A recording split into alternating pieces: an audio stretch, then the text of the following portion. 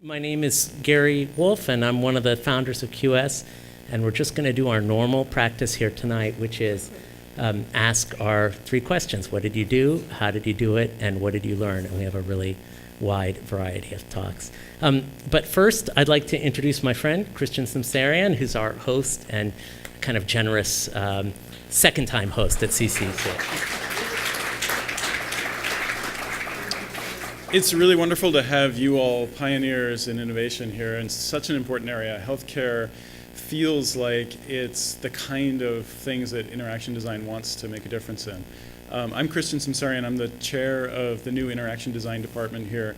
And as I was just reflecting with Gary, it really feels like something's starting to happen at CCA, and we're starting to really recognize San Francisco as the creative capital of Silicon Valley, because we're really trying to tie into this wonderful high-velocity orbit that you all are part of as well. I'm not going to say much more except that we've started a program where we're trying to train the interaction designers of the future that you guys will all need to make your stuff real and wanted and delightful out there in the world. And I think some of our students are here, and some of them are still looking for summer jobs. So if you're there, raise your hand. Look around if you need interaction design intern summer job folks. They're around there. And gosh, have a fantastic time. I'm looking forward to being really inspired.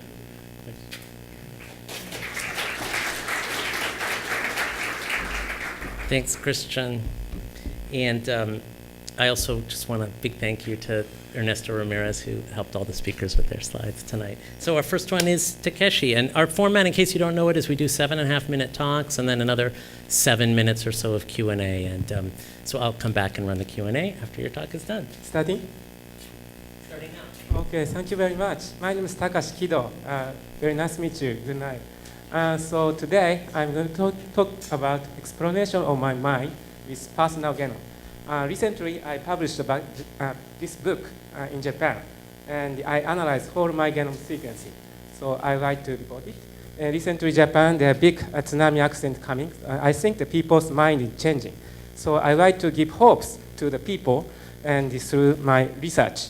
So now the Hase Kizuna is a very important topic. So through my research, I like to give hopes to many people. Everyone is different, and that's beautiful things. So this is half empty or half full. I like to say half full. So I like to say happiness. I like to know myself and look at the bright side of the things. That is the message. So through my knowing genome, I like to know my own way, and I like to give hopes. What I did, I observed my daily behaviors. And I organized AI symposium in Stanford, and also I analyzed my own genome. That's what I did. So that's the main things. And every day I record my dream.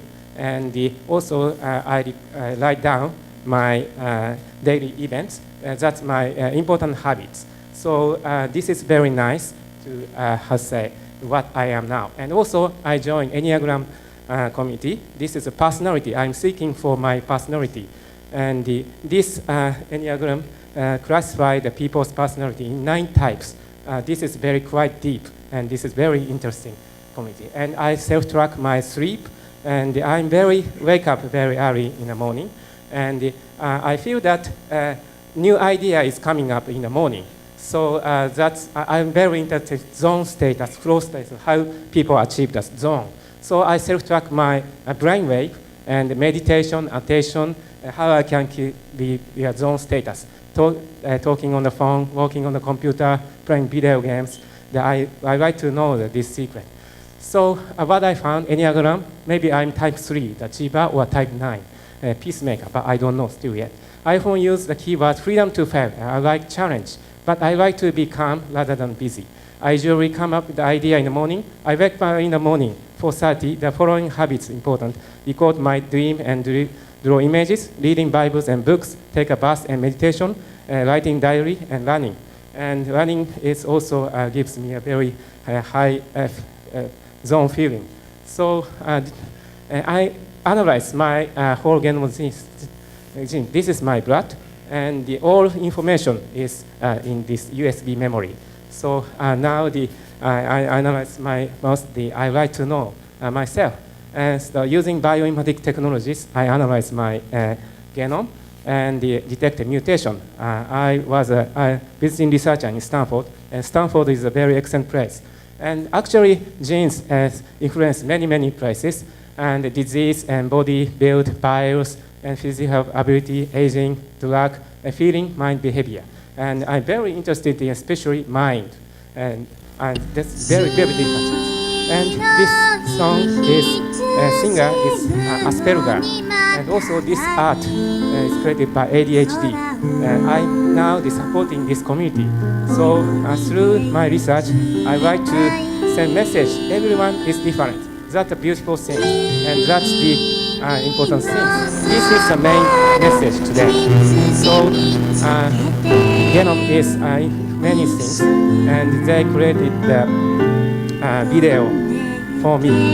And the genes affect many things, and food preference also gene influence my food preference.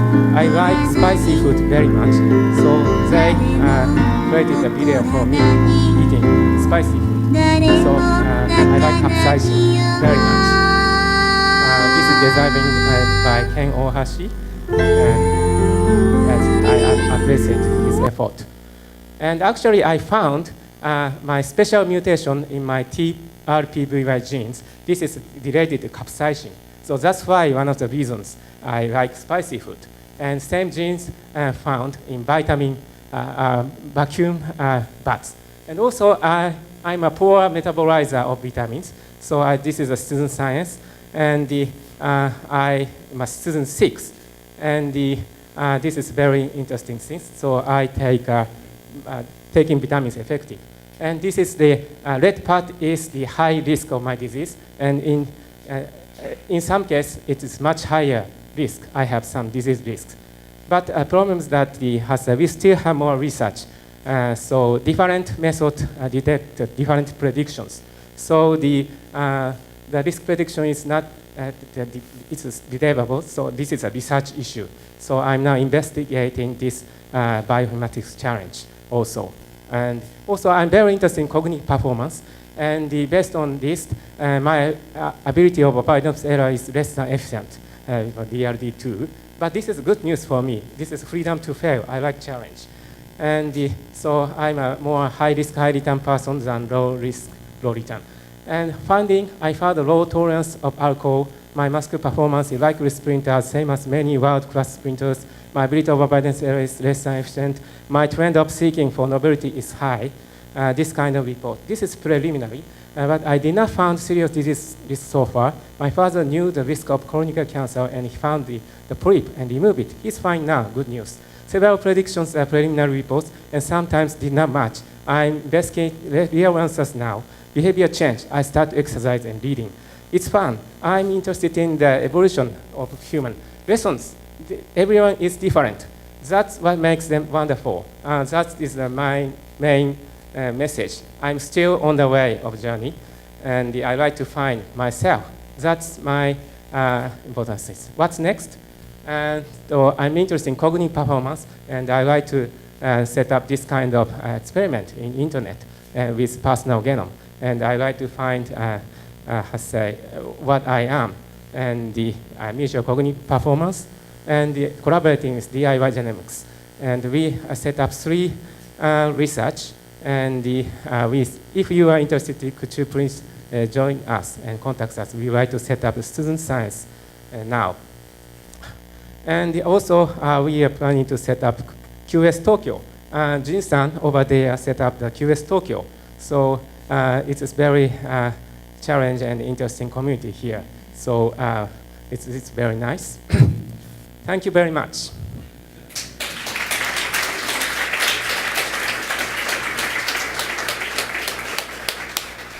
Okay, you hold that microphone, and then I'll ask a couple questions, and we'll just open it up. So think about your questions. I'm interested in cognitive performance and your avoidance of error, your discovery that your ability to avoid error is low. What does that mean in practical terms?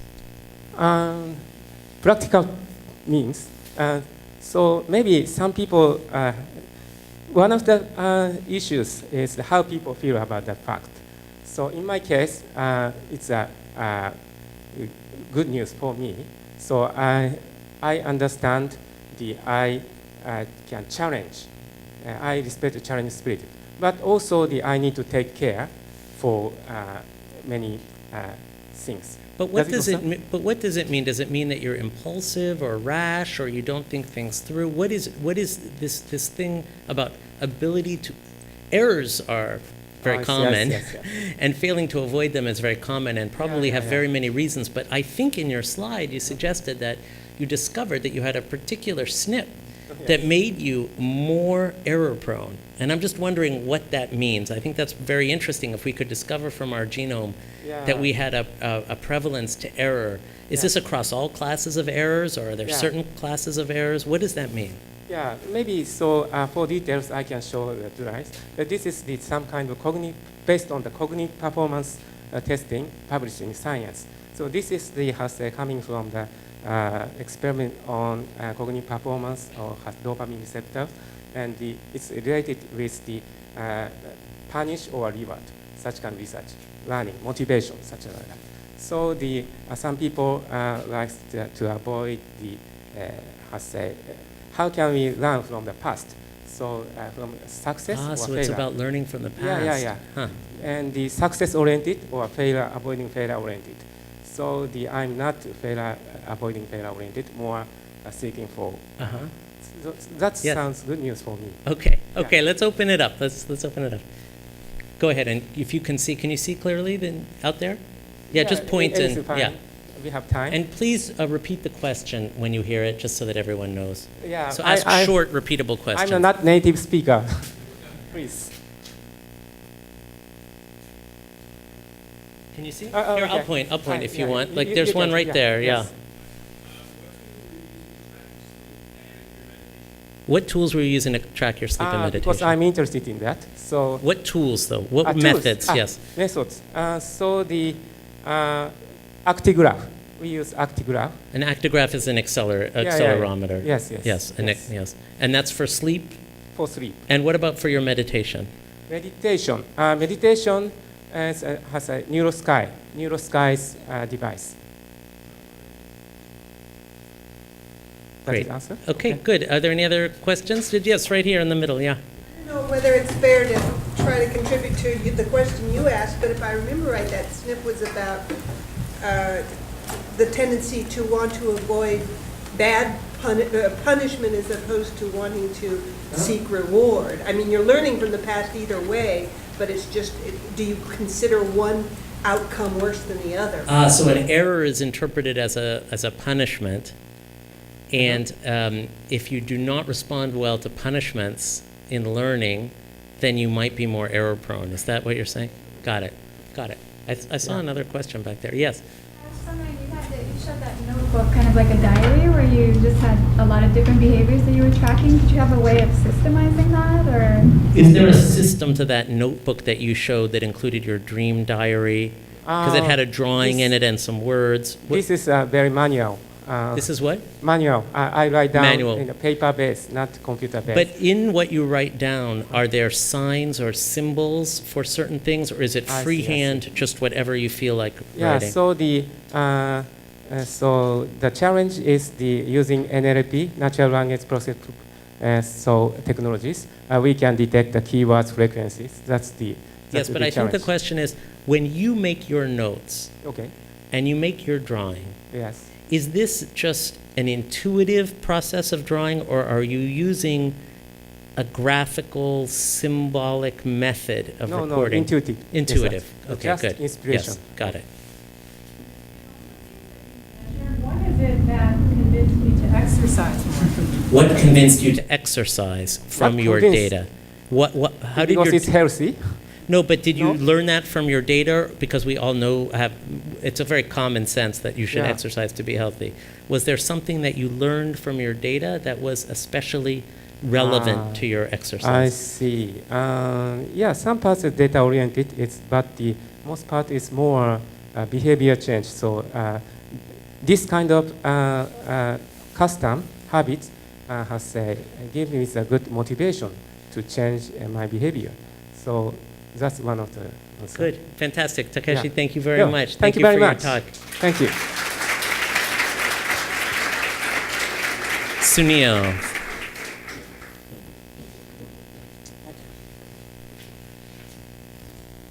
Okay, my name is Sunil, and I was thinking, why are we quantifying ourselves? And hopefully one of the reasons is because we want happier, healthier relationships.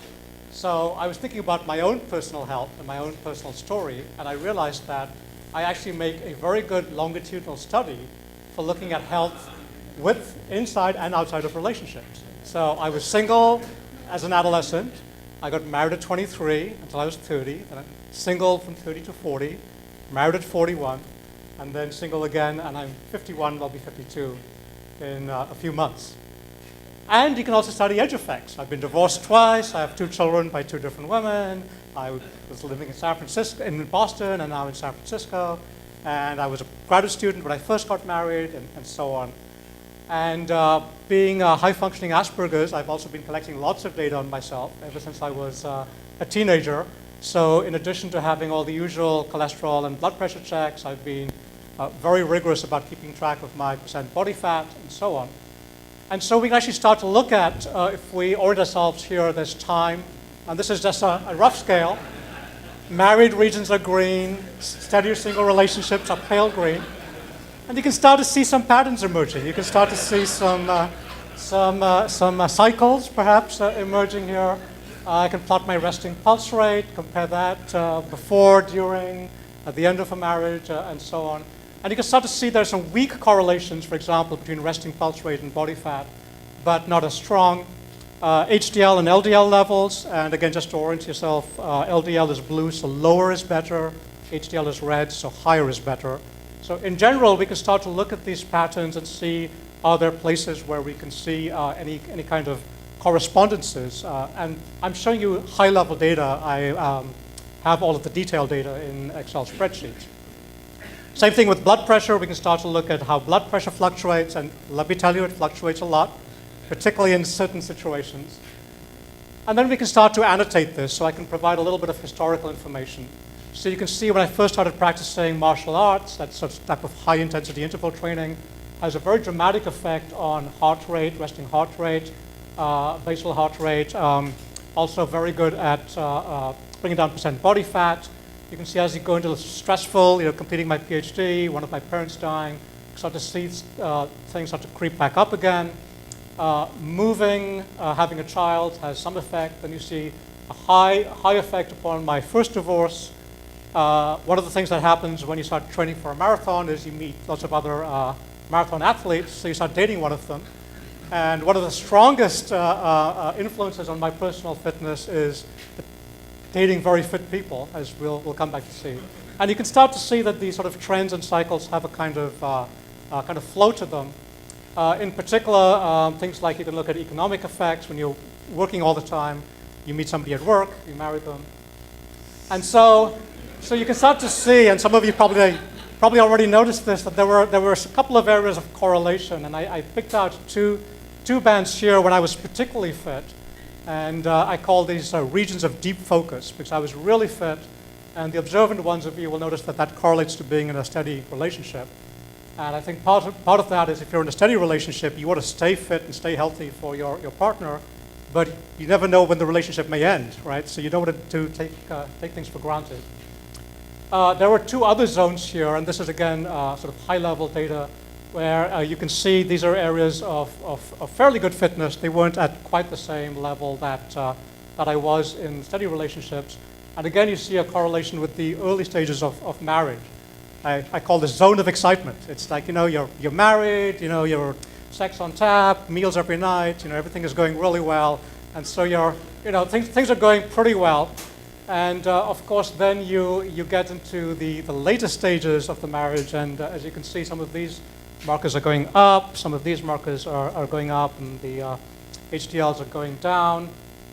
And if you look at the data a little bit more closely, and I'll show you the summary data, I call this the plateau of complacency. It's kind of, you're sort of in that stable place. It's dinner every night, but maybe you're starting to take things for granted a little bit.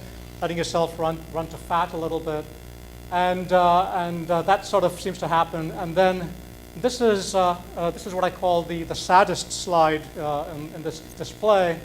And these are the regions where I'm not married, not in a steady relationship, and I'm just going to pieces, right? So percent body fat goes up, resting heart rate goes up, HDL levels start to crash downwards, and I call these the troughs of despondency. So this is kind of like that.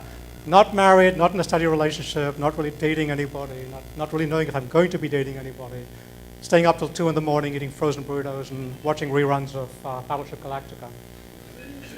And then you can actually look at trends. I've just abstracted out now those regions. So this is the deep focus region. And it's kind of interesting because you can actually see that while there is an upward trend as my age increases, there's still actually pretty decent numbers. And we can actually compare those primary fitness with the secondary fitness. So here we're seeing primary fitness, and then when I was really super fit, dating the triathlete, pretty dramatic differences. Then stopped dating the triathlete and was in another relationship, reasonable, and then going back down again. Then these are the declining fitness periods. These are in the later stages of my first and second marriages. And again, you can see numbers starting to creep up again. And it's quite interesting how dramatic they are. And then if you look at the significantly unfit periods, really significant changes, which actually correlate very well with each other, but only correlate very somewhat loosely with age.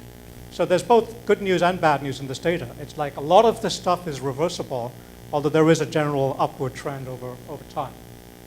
So the good news is peak fitness correlates with steady relationships, dating extremely fit people, and I think this is part of the social proof, at least for me.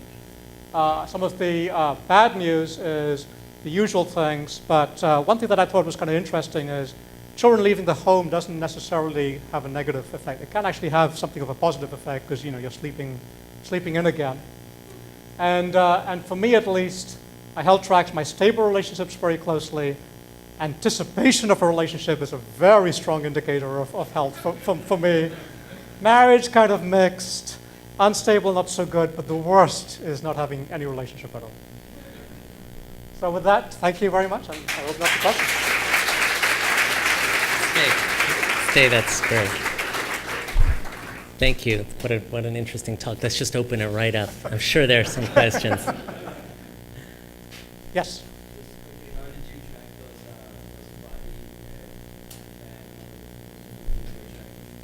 So percent body fat was just caliper measurements, simple caliper measurements, done by a professional, not by myself.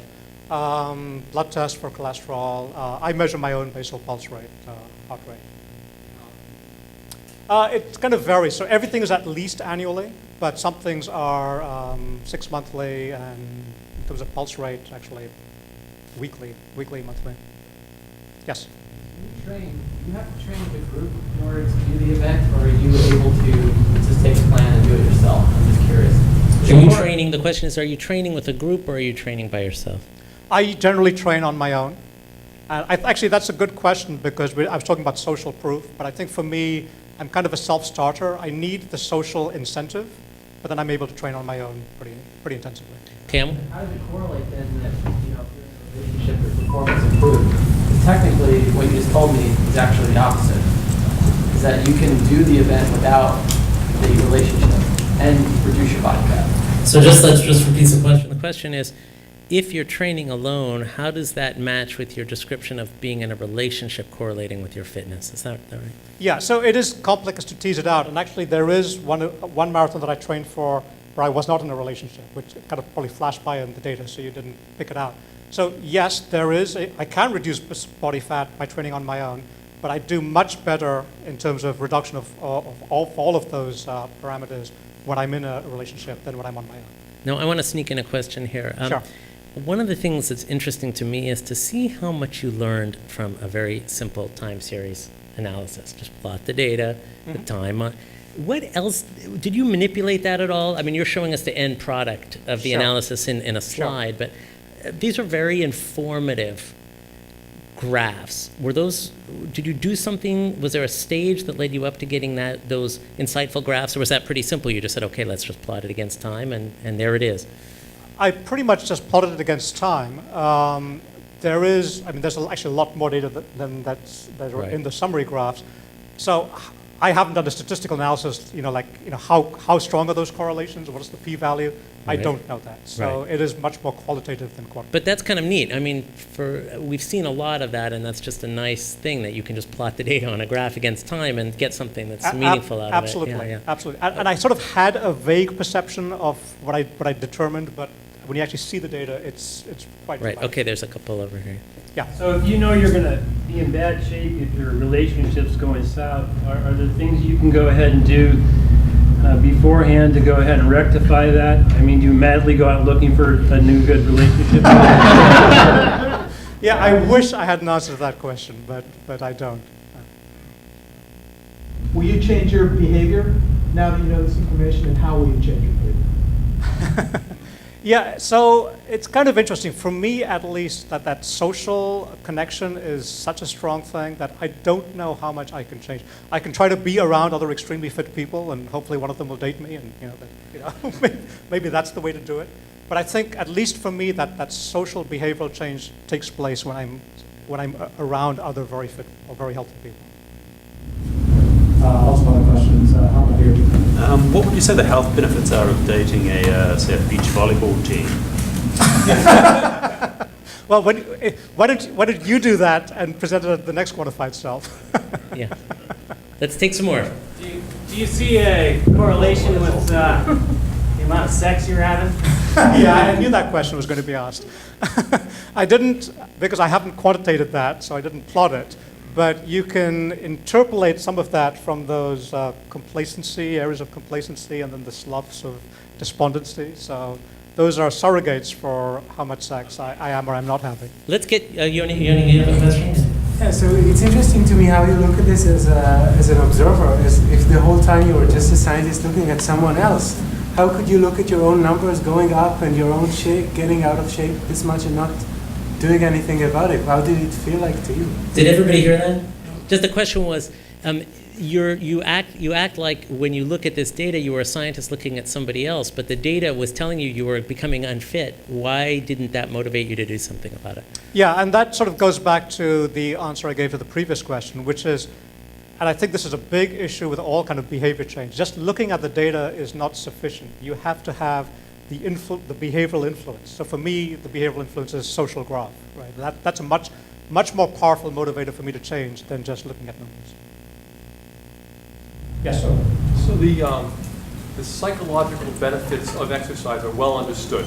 Sure. So given that, and I am not that familiar with your data, I wonder if your causality is reversed.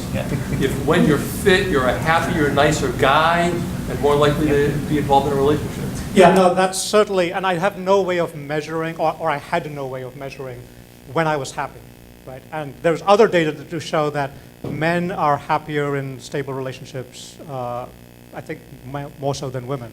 I don't have that data, so, but I agree with you that is a possible. So that's a kind of deep question. Did everybody hear that question? Yeah, the causality is complex. Let's take one right in the middle there. Yes, you. I'm just curious, it sounds like you've been doing this for a long time. What was your original motivation or kind of vision when you started collecting this data? What did you have in mind? Why did you start originally? Well, I started collecting data about myself. It's kind of interesting. When I was 17, I heard that Bjorn Borg had a resting pulse rate of 32. And I was just determined to bring my resting pulse rate to 32. And I never accomplished it, but I got down below 40 at one point. So that was just something that stuck in my mind. But I had no idea at 17 that I would be married twice and 2 single and everything else. Were there any tricks other than fitness that brought your resting heart rate so low? So yes, so there's a lot of very specific exercise. So high intensity interval training, very good at bringing down resting heart rate, and very good at lowering LDL. Aerobic training, marathon training, very good for raising HDL, not so good for lowering resting heart rate. Okay, one more we have time for. At the back? Yeah, you. Well, for one thing, you're kind of scaring me that my insurance rates are going to be correlated to my Facebook status. but my actual question is, it's pretty well documented that the fitness levels and the eating habits of people that you are friends or in a relationship with, affect your own, are pretty good predictors of your own fitness and, Right. and whatnot. Yeah. Were you able to suss out the effect of fit girlfriend versus non-fit girlfriend? Or did you have a big enough sample? I don't think I have a big enough sample size. Okay, that's good. We're out of time. Thank you, Sunil, All right. so much.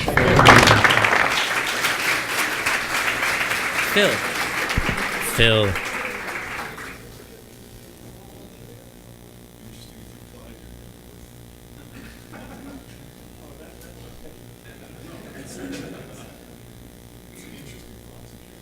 You're the man. Testing. Good evening, ladies and gentlemen. My name is Phil von Stade, and Gary asked me to come and do this presentation, which I did at Berkeley recently. We just kicked off the Berkeley Quantified Self group. And I go, thank you, all you Berkeleyites. And I just wanted to say that back in 2006, my wife and I sold our company, sold the house, sold the children, bought a boat, and went cruising for a number of years. So I'm a little bit rusty at the presentation gig, so bear with me a little bit here. Quantified self is, of course, very much about measuring various aspects of our health and our bodies, and there's going to be some great presentations tonight, of course, and in general at Quantified Self. My own personal interest, though, is the mind, and specifically memory, and the various aspects. I have a number of interests in dementia issues as well, but let's go back into personal memory, and specifically what I do to try to remember stuff, because I don't have a particularly great memory, is take a lot of notes.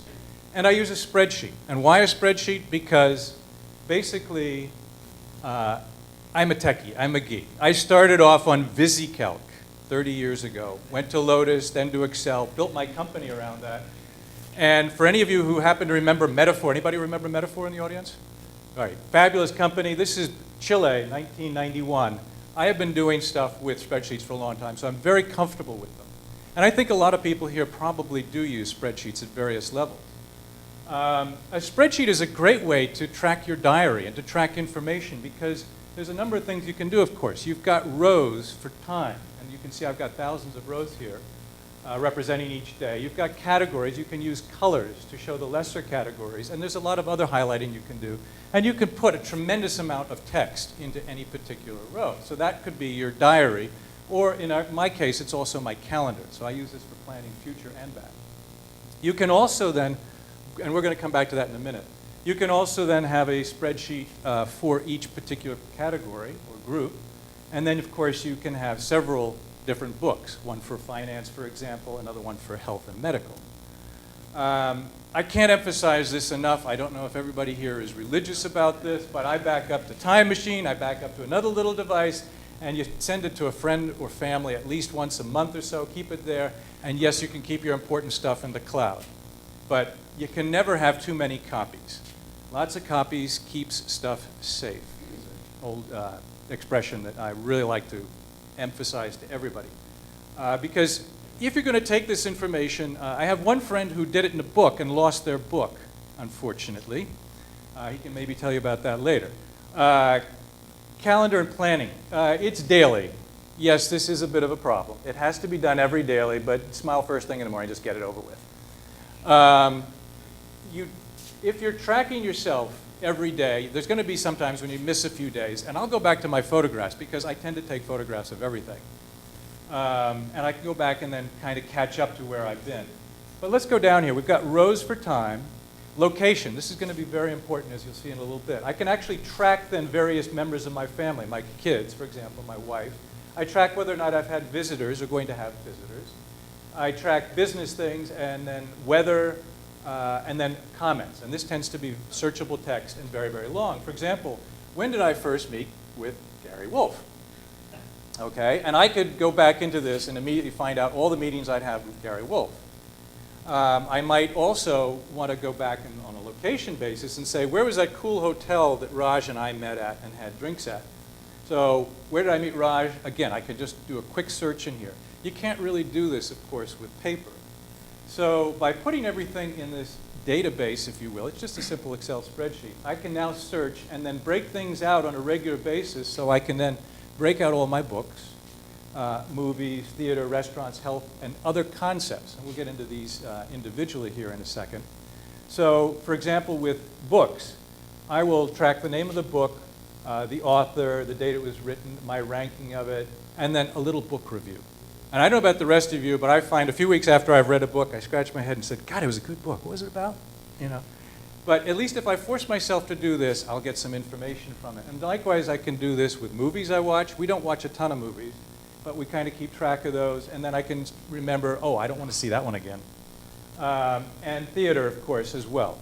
So I can break down each of these basic categories. I also break down restaurants. If that was a particularly good restaurant, I'll try to make a note of it so that when somebody says, hey, if you're going to be in Durban, South Africa, what's a good restaurant to go to? And I can go, oh yeah, what was it? You know, and I can go down here and immediately find that. And also avoid some of the bad ones.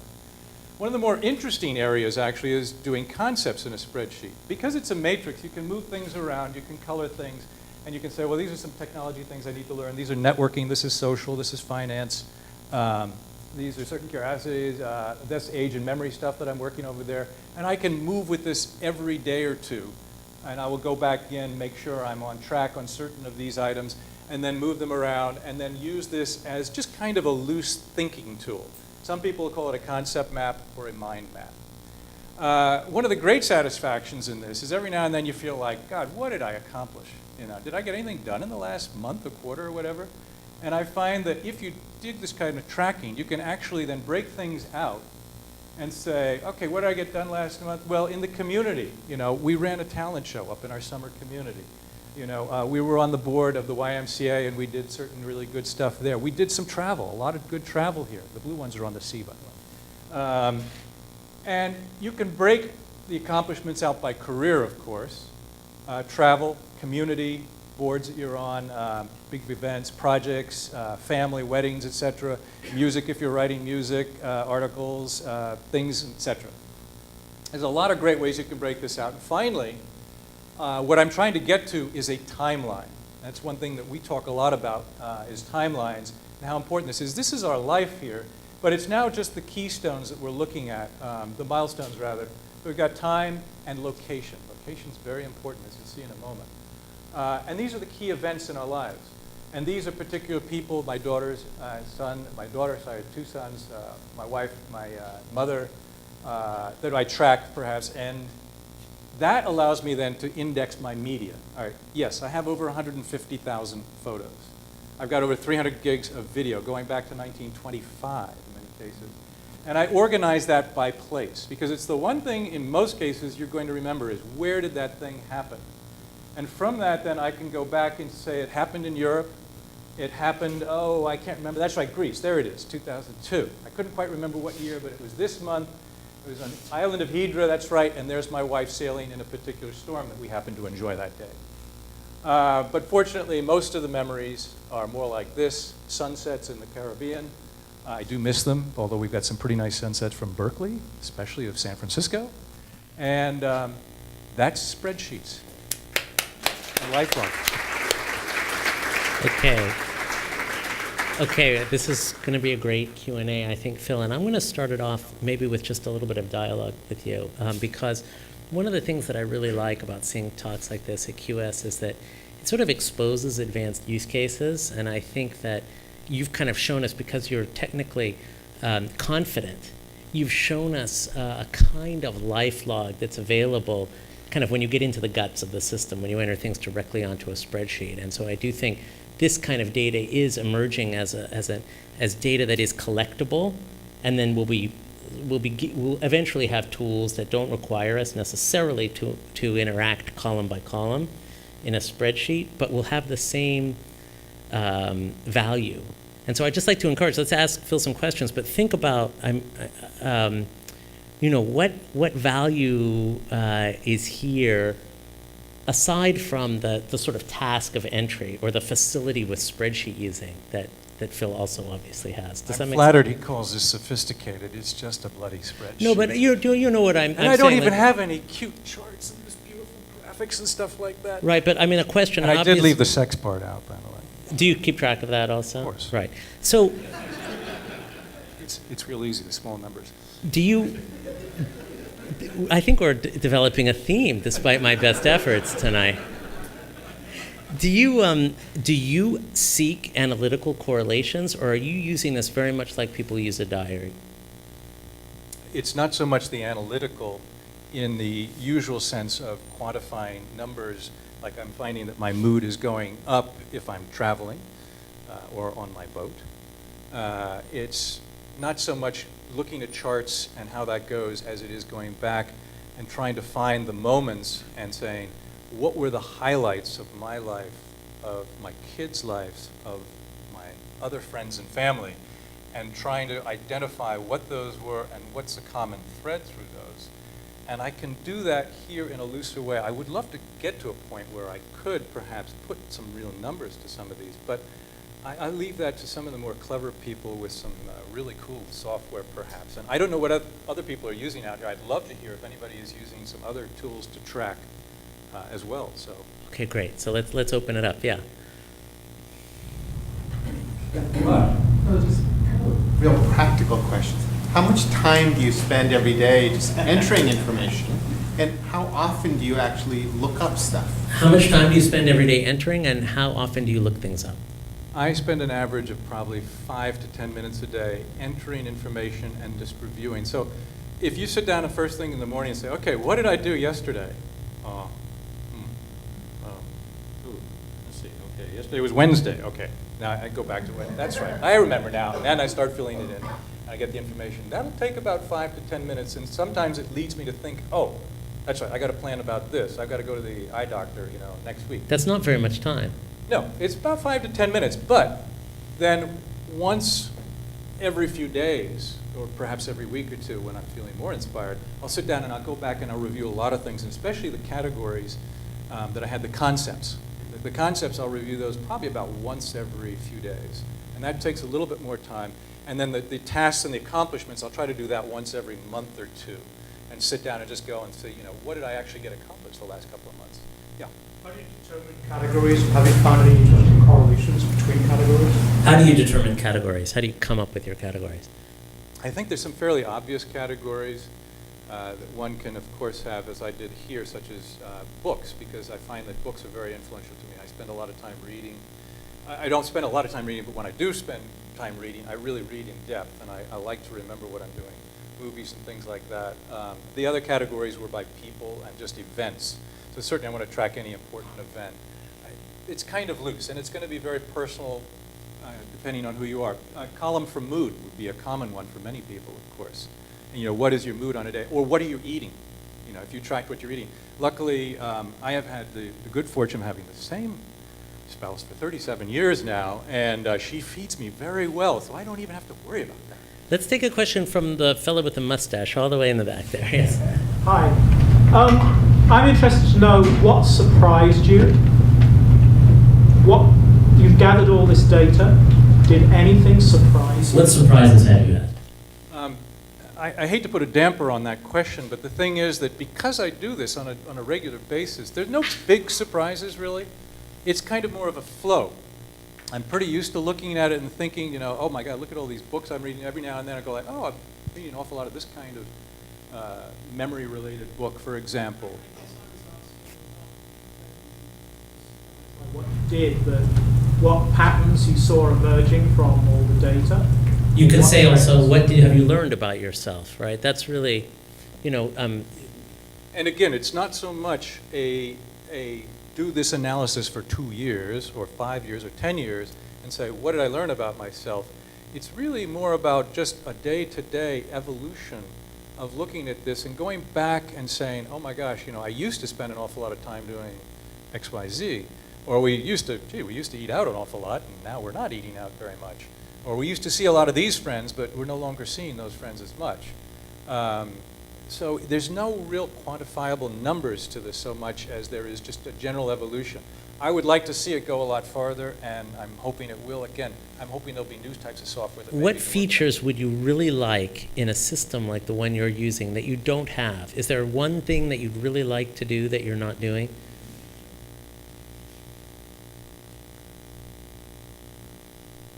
No is an acceptable answer. Let's take some more questions. Yeah. Let's get another good question. Yeah. Good question. What determines whether a particular event is commented in the spreadsheet, and do you regret not putting a particular event in there later on?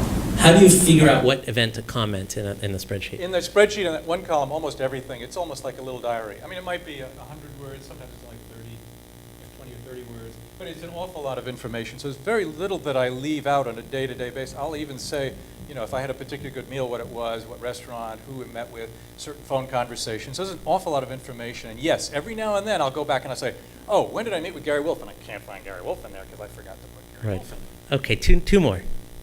Yeah, Red. Do you ever put word wrap in your columns? I have played with word wrap in the columns, and it gets real messy there. I don't need to, because as soon as you click on it, it brings up the whole paragraph, you know. Okay, Jerome, right in the middle there. Who else is seeing the data, and how do they use it? Do you share it with your kids or spouse? I try not to share this with anybody, actually, and I'm a little nervous that some of this has actually been there because I haven't really vetted those spreadsheets fully. But I certainly do communicate with my family about a lot of this. And as I said, this is actually the tie-in to my media collection. So as far as that goes, when you come up with a timeline, if anybody in my family asks me, you know, when was it that we were in Bermuda? Or when did my mother go to the Danube? I can immediately go back here and find that out and give them the answer and say, this is when it is. Are you looking for pictures? Yes, I am. Here's where those pictures will be.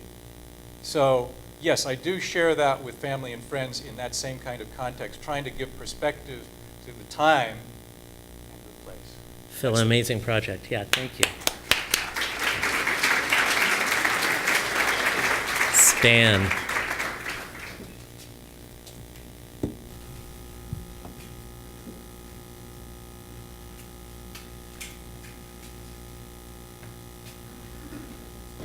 There you are. Ready to go? It's on. Ready to go. Introduce yourself and you're good.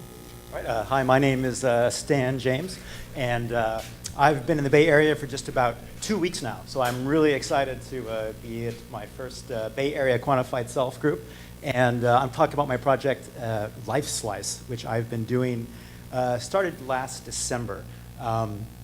And like a lot of people here, I spent a lot of time looking at glowing rectangles sitting in front of my laptop. And of course, I was interested to know how I'm spending that time and what I'm looking at, and am I using my time effectively. And of course, I use some tools like Rescue Time. There's several of these that track all the pages you visit, and they give you very cool graphs. And I can see I'm 59% efficient this week and things like that. But it doesn't really have the sort of visceral feel.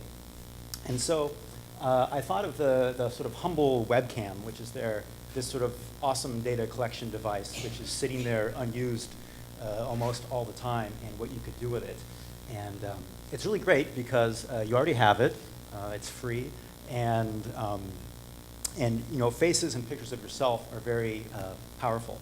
And I came to this idea after a friend of mine in Germany did this really cool sort of art project. He took pictures of himself every hour for like months and then categorized it with the face.com interface. And you can't tell, these are like thousands of little screenshots.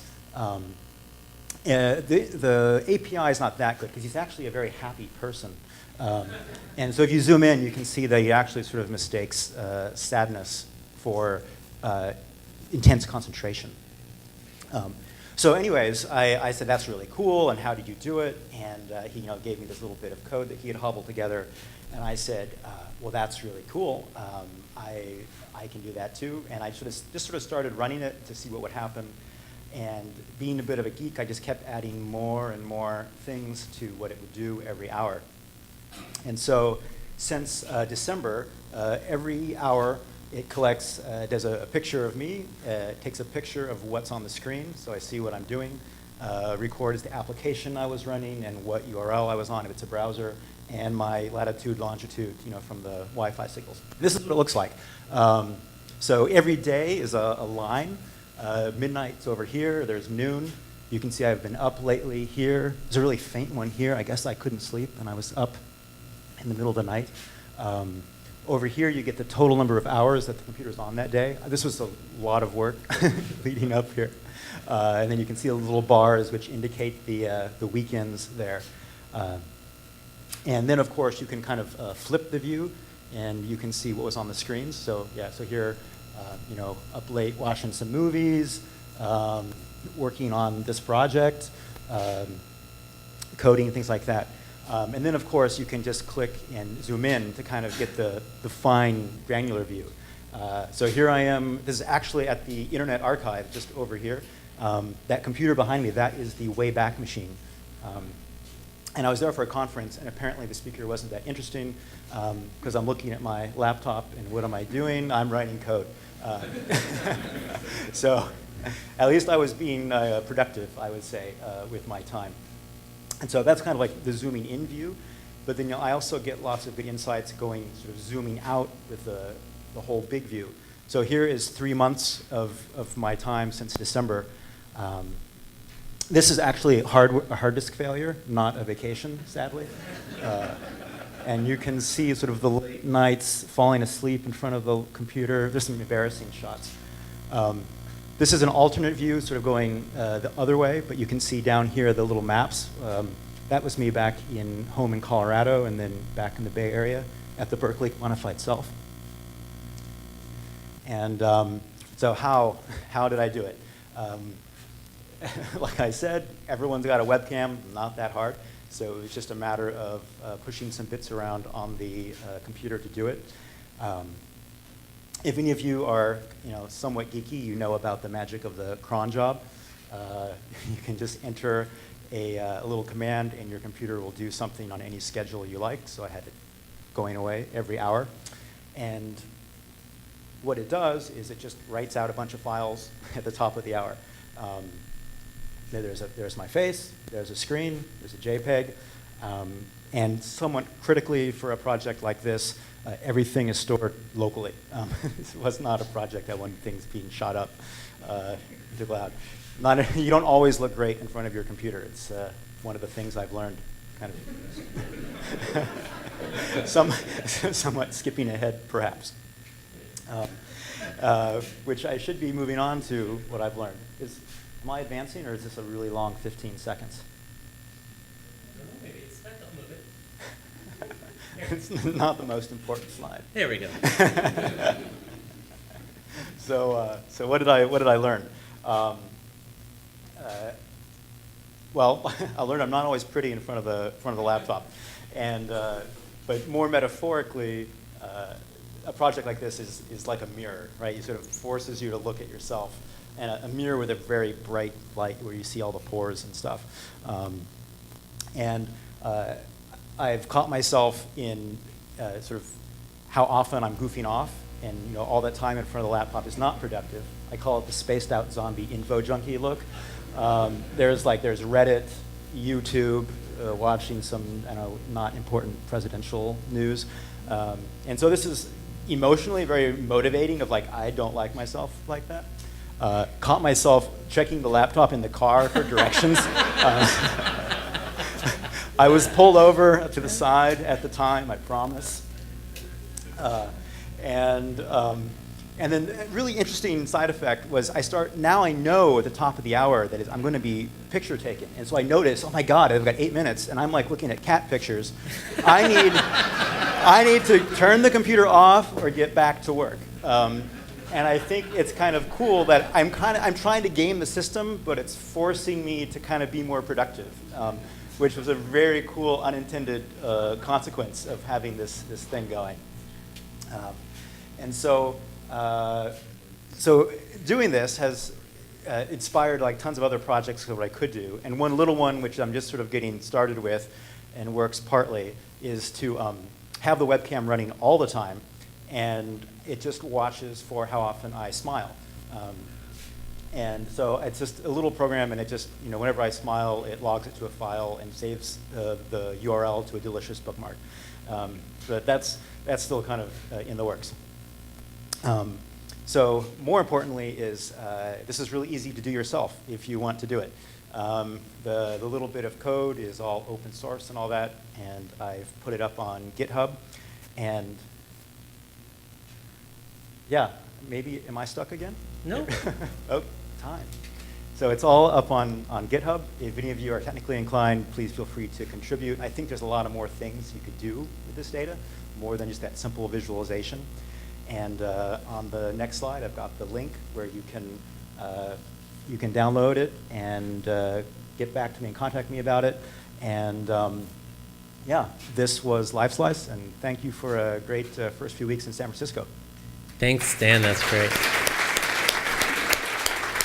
Let's have some questions. Yeah. Right there.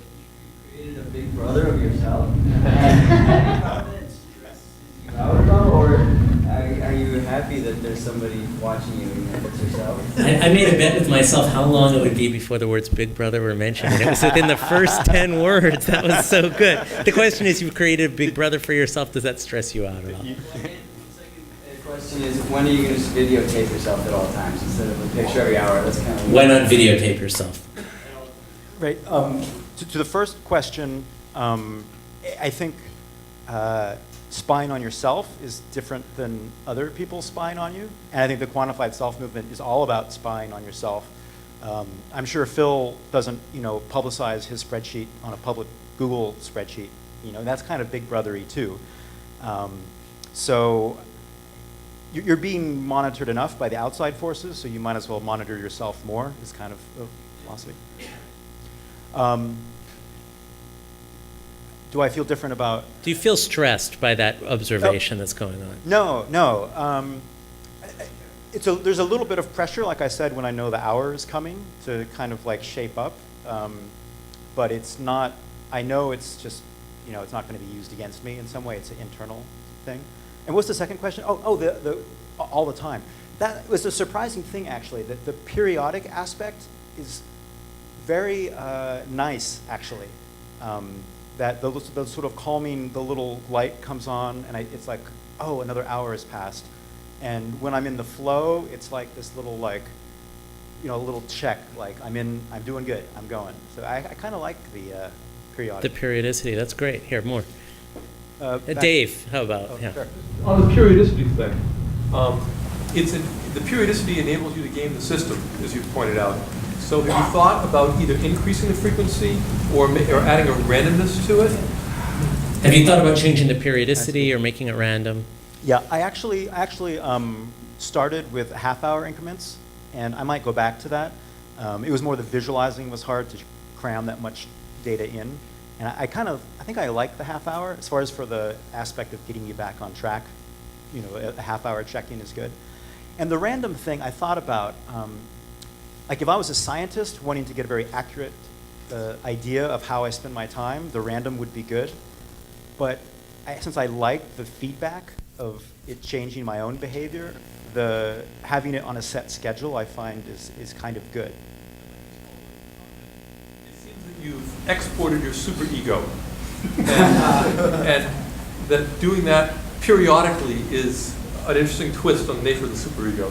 Have you exported your superego? Yeah. It's local and backed up.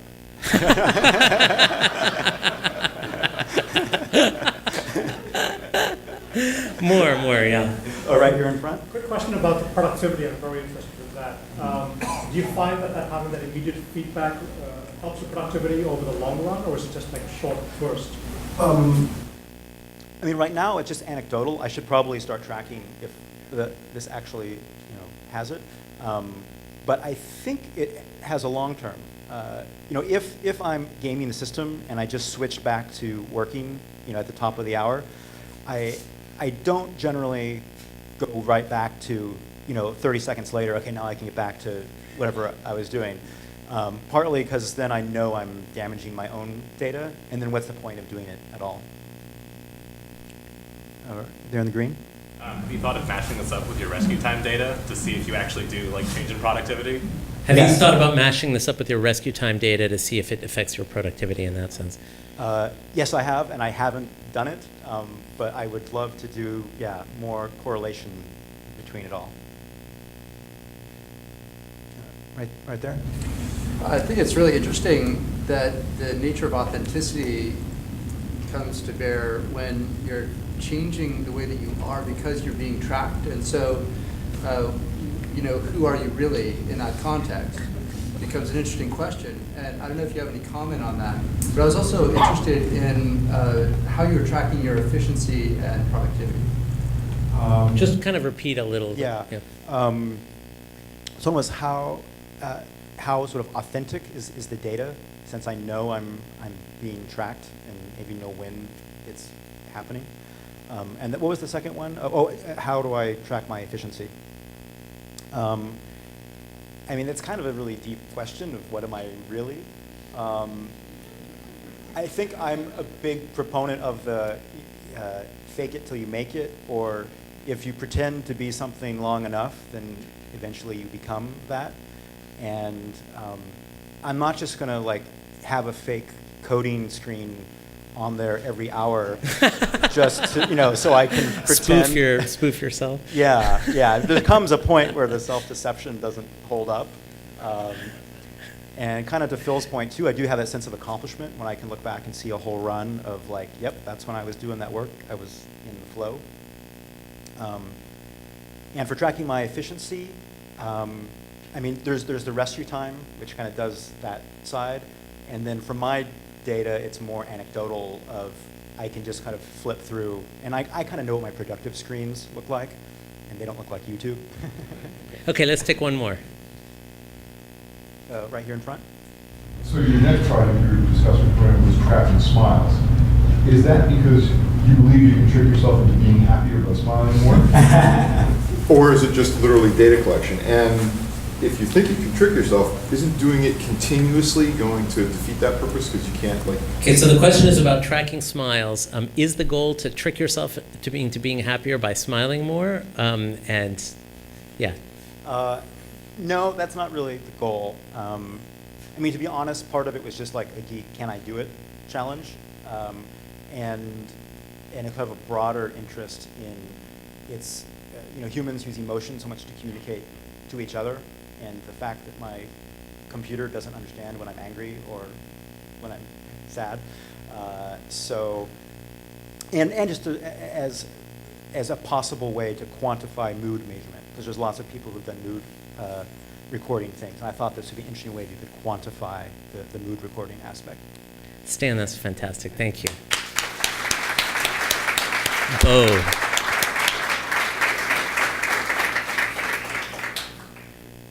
Is Bo here?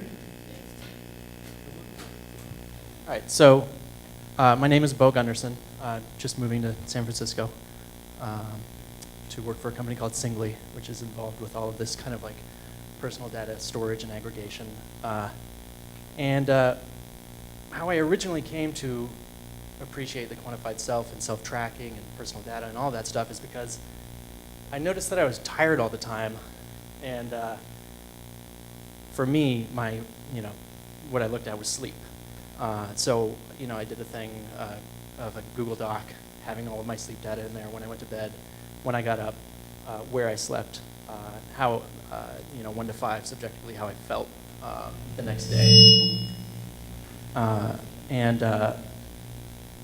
That wasn't enough, so I went to QS 2011, I heard about the Zio, I got the Zio, wore the Zio for about a year, but wasn't doing much with the data. And I think for a lot of people, there's this, there's a big step from collecting all of your data and then becoming a data analyst.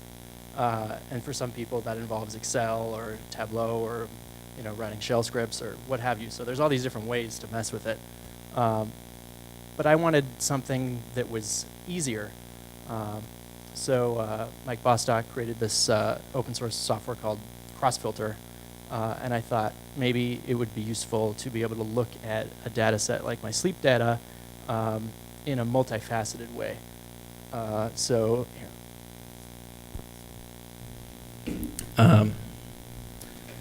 you can see up here I have my head to pillow time when I got in bed, my wake up time, how many hours I slept, how many times I woke up during the night, the day of the week it was, starting on Monday.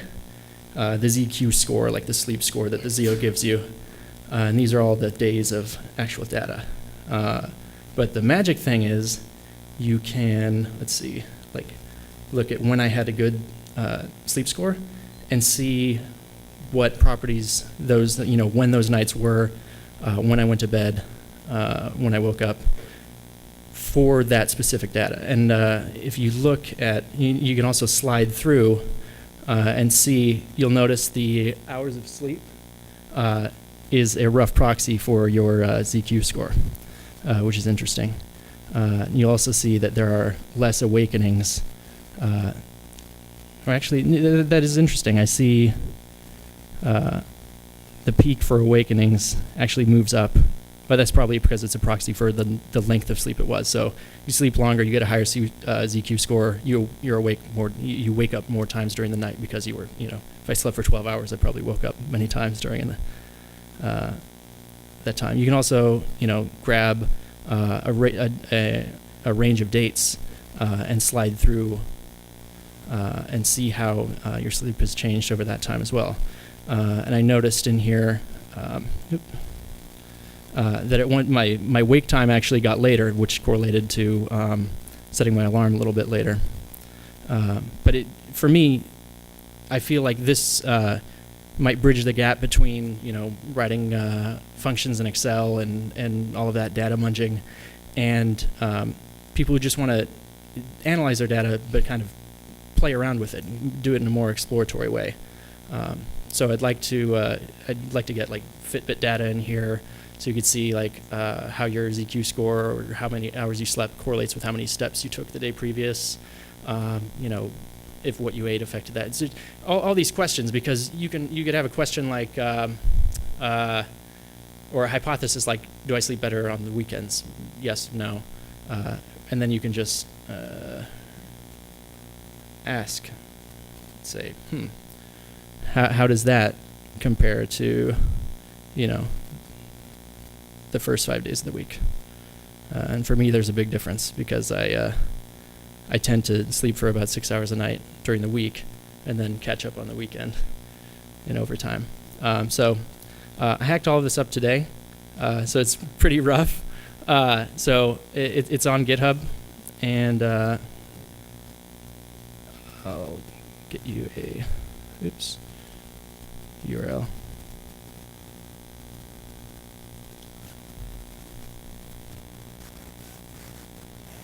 It's if you're a developer, I'd love pull requests, and if you're not a developer but you're interested or you want help getting your data in a format that you can view with this, I would be super stoked to help out. So that's about it. Take that and turn it on, and yeah. So, Bo, I have a question for you. How do you get the data into this tool? I took kind of a convoluted process because I'd been playing with the Locker project, which is an open source project that has connectors for a range of different APIs. It'll ingest your Facebook data, your Zio data, what you watched on Netflix, et cetera, et cetera. And I happened to write the Zio connector for that, hooked it up to the Zio API, and then got an export of my data that way. So are you envisioning at some point we'll be able to, say we have an account at Zio or we have an account on the Fitbit web service, that we'll be able to go to cross-filter, enable access to our... Yes. Yeah, enable. Definitely. Right, exactly. Yeah. We'll enable access to our Fitbit account, it'll pull the data in, and then we'll enable access to our Zio account, it'll pull it. That's really could be very powerful. Yeah. That's why I came to San Francisco to work at Singly, because they're kind of solving that problem of like, you have all these APIs, all these different health devices and whatnot, distilling them down to the one API that you could use to create an app like this. Okay, so then the next question for you is, what was the most surprising thing you learned from being able to get this kind of view of your data? The most surprising thing was talking to people and seeing how much they wanted to be able to do this, and that there wasn't something out there that answered this, way to look at your data in a multifaceted way already. Yeah. So you just did this today, obviously. Yeah. So, yeah. Okay, good. Let's open it up to a few questions. Sure. Yeah, if anybody is curious. Phil. Curious, wouldn't Zio have some sort of software to give you some sort of analysis like this? Doesn't Zio give you this analysis itself? Not to this depth. They'll show you, one night's data, or you can look at any specific night's data, and then they have like a beta weekly thing. They may be working on better analytics, but right now it's pretty basic. Right. But I'm, you know, even if they did have awesome analytics, then you still don't have the question answered like, well, I want to plot my Fitbit data or my, you know, whatever else data against this. Great, great. Okay, thanks a lot. Thanks for showing that. And let's just continue afterwards. We can all meet Bo and contribute feature requests if we have some. Right. Yeah. Okay, thank you. Thank you for showing that, yeah.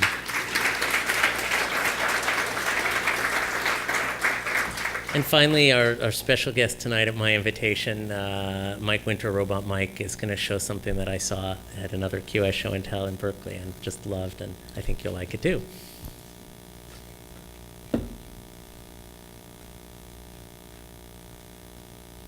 Hi, my name is Mike Winter. I'm with a Stupid Fun Club, and I'm also with Crazy Research, which this is an example of this, of some crazy research that I did. A squirt gun that you can drive around with your Android phone. But I'm here on kind of like a more serious crazy research project. Is that about a year ago, my daughter was riding her bicycle, and a car took a turn in front of her, and she hit the car and bounced off it and landed on the sidewalk. And even though she was wearing a helmet, she got a concussion. And so it really started me to thinking about, like, you know, this was a very typical bike accident, and one where you can get hurt really bad, and thousands of bicyclists get hurt that way, and it's very preventable. A little bit about my background: I worked on the world's first and only autonomous motorcycle for a DARPA competition. So I know a little bit, and that eventually the people from that, at least one of them went on to work on the autonomous car project at Google that's getting a lot of press lately. And so that kind of gave me a background to think of, like, well, my daughter had her smartphone, and in the future, most likely all cars will have a Google Nav system if Google has its way. And so both entities know where they're at, and they both are talking with the cloud. And so the car and the bicycle know about each other, and the cars have very sophisticated computers for years now that they know when a door is opening or when the turn signal's on or whatever. So I thought, well, why don't we make that device so that the car and the bicycle can communicate with each other, so when Google enables all the cars, that this can happen. So I went and made the first prototype. Lauren, can you bring out the bicycle? Also, could you flip over to the bicycle page, please, on the website? Okay. Okay, so the concept here is that there's a phone on your handlebars, and this is a display of the phone, and the phone is measuring close calls, bumps, and then it's doing snapshots that I ask it to do in case something happens, and time lapse. And so the close calls, like this is a close call right here. There's a sensor, a regular old sonar sensor here, $25, and it detects when things are happening, registers on the phone, and that gets sent up to the cloud. Bumps are just your accelerometer. Snapshots are just press a button, and then time lapse.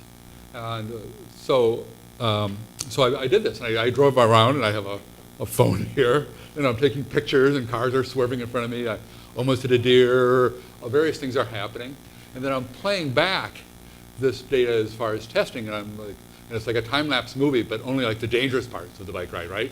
Not the nice parts. And it like scared the heck out of me. And I said, wow, you know, if I showed this to my daughter, she would say, like, bike riding is dangerous. Because like all of us bike riders feel maybe like once every hour like something dangerous happens. No, at least not to me. It's like once every 5 minutes in Berkeley, something happens. You know, maybe I go through a stop sign, but most likely other things happen. Lauren, could you pan up a little bit, please? Or pan down, I mean. Get the ones on the bottom. Okay, so here it is on my bicycle. Here is like a little Arduino CPU that's controlling or working with the distance sensor. They talk by Bluetooth to the phone to get techie. Oh, way over there is a bicyclist that I tried to keep up with, and I don't know if he had a motor in that yellow thing or what. It about killed me to keep up with him. So I was doing it for interesting things. And here's a more typical, like, dangerous thing: is a street with vehicles backing up in front of you, and I was just amazed at how often the danger was. And so, so this is all going along well. You want me to take the mic? Yeah, please. Yeah, maybe set it down there. And so, and the data is interesting, but I still have to look down at the screen, and there might be sunlight on it. And for until the screens get better, you can't really see them.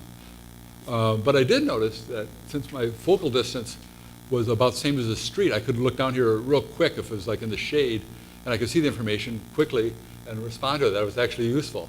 So I said, well, that would be more interesting if I had Google goggles that I could wear so I could see them all the time. So I can't buy Google goggles, and I'm not a friend of Larry or Sergey. So I did, like, hopefully the next best thing is I got the ITAC eyewear that the SEAL Team 6 used when they went into Pakistan, and they were getting the feeds from the drones. And so this is like for SEALs and Marines when they want to, like, see what's happening. And they work in bright sunlight. And so I, a couple of days ago, started wearing these on my bicycle. And so if you see somebody, you could hold that for a second, please. So I ride around in Berkeley like this. Okay, and all this is a battery, and this is a mount. This is actually a police and military mount for a cell phone. You don't have one of those. So I'm like riding around like this, and I can actually, like, this stuff is useful, and I'm flashing up more and more stuff, and I'm putting on maps. I'm seeing pins, and I'm seeing a trail of, like, every time I go over a bump, every time a dangerous thing happens, I see a different color pin, and I think, wow, God, this bike riding stuff is, like, really dangerous. Okay, and so I took a ride about 2 hours ago. I rode around the building, and I was able to, maybe Lauren, if you could touch on this, to determine that the street behind here is, like, bumpier than all get out. So, yeah. So I'm going to bump. There's no danger? Okay.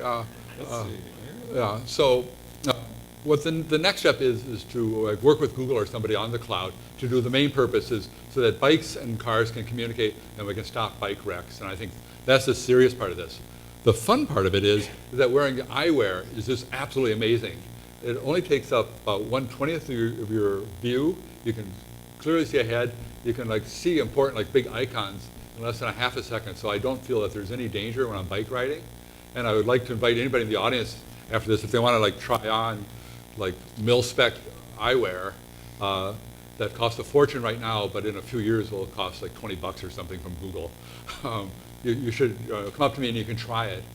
And I also found out today when I was, like, debugging the code, this code was kind of written very recently, like today, is that I was walking around the office and I started talking to people, and I'm noticing, like, different things coming up in the eyewear because I had it, like, I had my bike turned on and other Android devices turned on, so they're all feeding information into the eyewear. And so I'm talking with people, but I'm being updated. And I say, this is really good. I really want my life to have constant updates all of the time, especially when I'm talking to people, because my mind, like, hopefully is like sort of listening to them. but I might be interested in other things. And so, but I think I want to get as many people that is addicted to this technology as possible. And what I predict is in 5 years, that when you go in and you get your next pair of glasses, they're going to say, oh, do you want, like, anti-glare coating? Do you want full color, heads-up display? And you'll say, well, of course, yeah. Why wouldn't I have my display in my glasses? So right now, I'm working on user interface to this because it has to be very simple. The whole bike safety thing, and using this in everyday life should be, like, for everyone. So there's, like, no hierarchical menu system or anything like that. It'll probably be just talk and maybe nodding your head a little bit. Here, take the microphone, put those down so that you can answer some questions. Okay, I hope everybody's glad they came tonight. Thank you. Okay. And I'll just quote something that you said last time, but not this time, which I thought was great, which was 2 geo-aware objects should never run into each other. Oh, yes. That was very good, too, from last time. Okay, let's open it up. Any questions? Yes.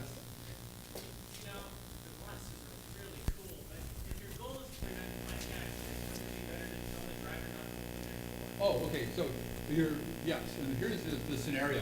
So the car knows that the bike is there, the car, maybe it's typical, most dangerous thing is the driver is opening up the door, right? And so, and it's very easy in the car to realize that because connect with the cloud. So the car then says to the driver, bicycle approaching from the rear, please shut your door immediately. Or the door locks. Yes, you could do that. And then also the same thing to the bicyclist. Car door opening in front, danger, danger, and then flash a little thing in the eyepiece. Yeah, totally. I think that would be the huge safety thing is telling the car driver what's happening because it is so hard in a car to see where the bicyclists are. Any other questions? Yes? So along the same lines, like in public health injury prevention, they usually say that engineering control is better than relying on people's behavior changing. So what's your goal in terms of making it an automatic injury prevention system versus relying on the driver listening or the biker actually paying attention and doing what needs to be done? I believe autonomous cars are much better drivers, or much better than human drivers. I think probably autonomous bicycles may be better than human drivers. In Berkeley, every single bicycle goes through every stop sign that they can find. As far as preventative measures go, there have been talk about like inflatable airbag vests. I don't know if you want to wear one or not. And I was the inventor of on the autonomous motorcycle, the automatic kickstand that when it sensed that the motorcycle was going to fall over, it would deploy these kickstands because I got real tired of picking up that real heavy motorcycle, which was my job. So I would say the automatic systems probably are a lot better. They can respond faster and they are more situationally aware. But I'm not exactly sure on a bicycle how to implement that. But, got a good crowd here. Listen to suggestions.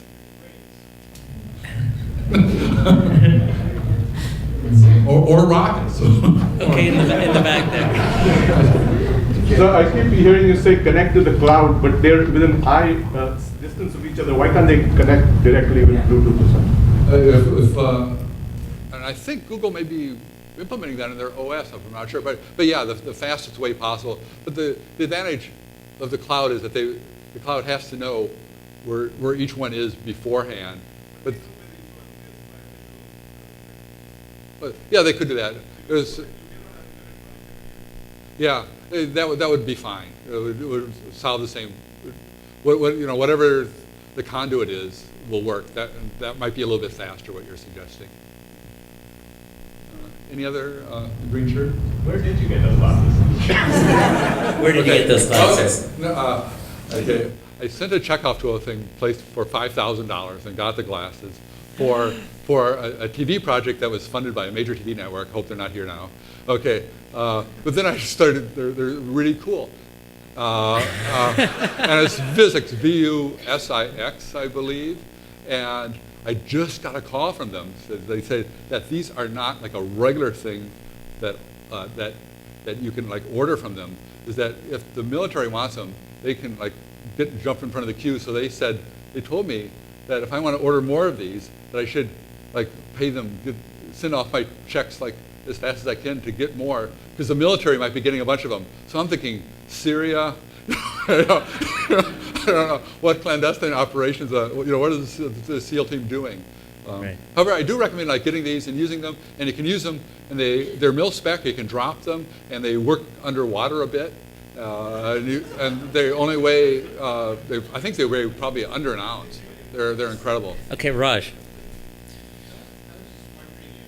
In a sense, because this is new data, that for your bicycle ride, all these potential accidents happen. If there's not, isn't some misinterpretation of the data of flagging too many things as potential accidents, when in reality, of course, you manage to navigate the whole world without actually having an accident. And are there, in a sense, way too many false positives? Is it less dangerous than you're making it look? Okay. Yeah. Well, I would invite you to go on a bike ride with me. but yeah, well, I think overall, if this hardware that I'm showing you now can probably be retailed like for about $50. If you have an Android phone and the eyewear, that's cheap. But I think getting massive amounts of data, just knowing where a lot of bike accidents happen, both from like this device and from government agencies, from their websites, will just give you an overall feeling of like how dangerous it is for a bicycle to go there, which is way different than like for a car. So I think like kind of like more data, but then, but kind of maybe toned down a little bit. But it is like, if there's a 50% chance of like getting in a near accident, like going down the street in a end of my town where there's like the diagonal parking, is that I think that it's really good to convey that to the bike rider, that there is like a high probability that somebody's going to back out in front of you. So even though I guess I'm not going for accuracy, I'm going for bulk with data. Okay, 2 more. Yes. I've found like most of my issues are like the area I can't see. Like in front, I'm good, I got that. But on a motorbike particular, I've been caught out by a car speeding behind me. So I can glance in my rear vision mirror.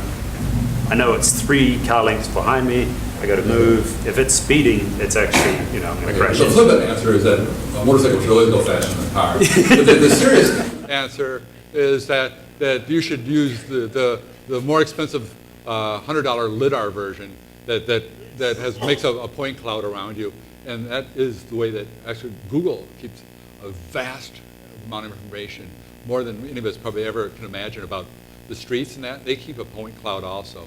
So yeah, you just use a much better than like my $20 sonar thing. You use 360 degrees.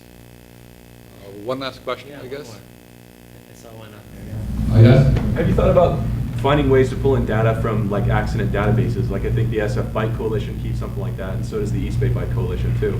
Yeah, and actually people have contacted me about that. Yes, it would be like an open database, and everybody would just put their data in. But totally, I think the bicycle groups, across the world, they would hopefully be supporting the database, and ultimately the database would be more important than the hardware. Thank you. Thanks for doing that spontaneously. That's fantastic. And do take Mike up on his offer to look and try it out. And then before we go, I just wanted to say, many of you already know this, but we're having a conference in September 15th and 16th in Palo Alto. And it's not, we're kind of keeping the word to it to our meetups to give people a chance to register because probably will sell out. And it's a lot of fun, and it's a lot like this if you didn't come last year. So, so do register if you want to come, because it won't. It's just something that we'd love to see you there. Okay, and thank you for coming tonight, and thanks for all the presenters, and thanks to CCA and to Christian for a great night.